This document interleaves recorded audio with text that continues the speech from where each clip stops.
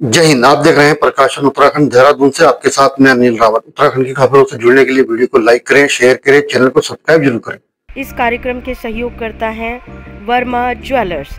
Verma jewellers, शुद्धता की guarantee, Doval चौक, नेहरू ग्राम, देहरादून।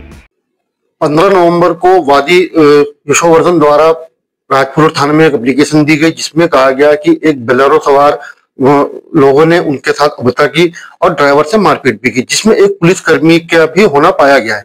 तो इस बारे में जानकारी दे रहे हैं पुलिस अधीक्षक देहरादून अजय सिंह। तो आइए सुनते क्या कहते हैं अजय सिंह। आज 14 तारीख की रात्रि को थाना राजपुर पर शिकायत मिली थी, जिसमें कंप्लेनेंट है श्री यशोवर्धन जी और उनके साथ एक टैक्सी में जा रहे थे। उनके द्वारा शिकायत दी गई कि जब वो राजपुर रोड पर जाखन क्रॉस कर रहे थे तो वहां पर एक गाड़ी जो है एक एसयूवी गाड़ी और एक से पीछे जो है एक स्कॉर्पियो बोलेरो गाड़ी थी, जिसके द्वारा सायरन बजा के उनको ओवरटेक किया गया था। और ओवरटेक करने के बाद आगे उस गाड़ी को रोककर ड्राइवर के साथ गाली गलौज मारपीट की गई और एक वेपन निकाल के उसको धमकाया गया था। चूंकि समस्त घटनाक्रम में उस समय जो कंप्लेनेंट थे उनके द्वारा वो किसी को उसमें पहचानते नहीं थे, ना ही जो ड्राइवर था वो किसी को उसमें पहचानता था। बट उनके द्वारा जो एफआईआर में जो गाड़ी का नंबर दिया गया, इसके आधार पर वहाँ की सीसीटीवी फुटेज को चेक किया गया और उस गाड़ी के आधार पर गाड़ी के ओनर को ट्रेस किया गया। तो उसमें दिव्य प्रताप का नाम पता चला था, जो उस गाड़ी में सवार था। इस तत्काल बाद एक पुलिस टीम द्वारा मुकदमा लिखने के बाद अगले दिन जो इस गाड़ी जो बोलेरो जो चल रही थी, जो सायरन बाजार, जिसमें एक पुलिसकर्मी की बात आई थी कि उसमें सवार था, उस पुलिसकर्मी की पहचान करते हुए पता चला कि वो गनर उनके पिताजी को आवंटित था। इसके आधार पर जो एक रिपोर्ट एसएसपी हरिद्वार को भेजी गई थी, जिस पर तत्काल संज्ञान लेते हुए उन्होंने उसको निलंबित करके विभागीय कार्रवाई प्रारंभ कर दी है।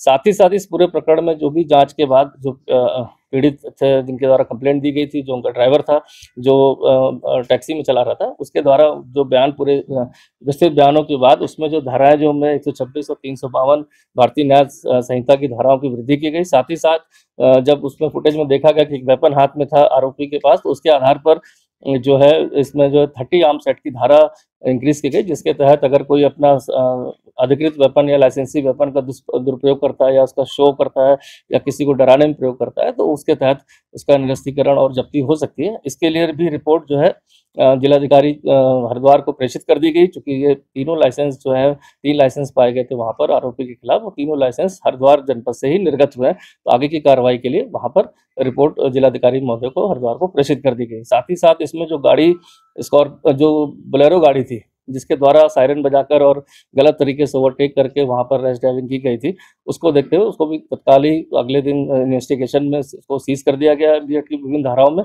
और आरोपी जो है वो अभी अपने घर पर मौजूद थे। उनके पेरेंट्स को भी नोटिस रिसीव करा दिया गया कि 3 दिवस के अंदर जो है देहरादून पहुंचकर यहाँ पर अपने बयान दर्ज कराएं और साक्ष्यों में कोऑपरेट करें। इसके बाद सभी साक्ष्यों के आधार पर अग्रिम विधिक कार्रवाई को अमल में लाया जाएगा। अगर आपको हमारा वीडियो पसंद आया तो वीडियो को लाइक करें, शेयर करें, चैनल को सब्सक्राइब जरूर करें। धन्यवाद।